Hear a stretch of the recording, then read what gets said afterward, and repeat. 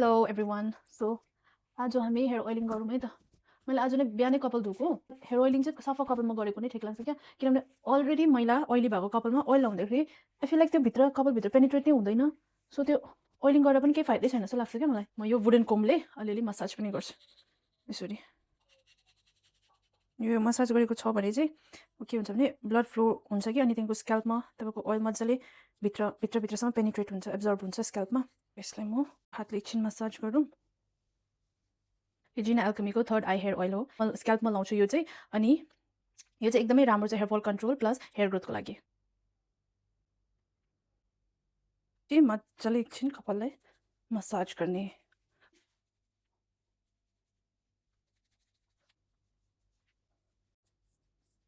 अनि यो कपालको यो मिडल एन्ड चाहिँ म यो लगाउँछु, यो होहोबा ओइल छ, किन मेरो कपाल चाहिँ लो पोरोसिटी हो नि त, त्यही भएर। अरू कोकोनट ओइल क्यास्टर ओइलहरू एकदमै राम्रो हुँदैन, हेभी हुन्छ मेरो कपालमा। सो यो होहोबा ओइल, आर्गन ओइल छ नि, यसलाई मजाले अलिकति वार्मअप गर्ने। अलिकति तातो भएपछि चाहिँ यसरी।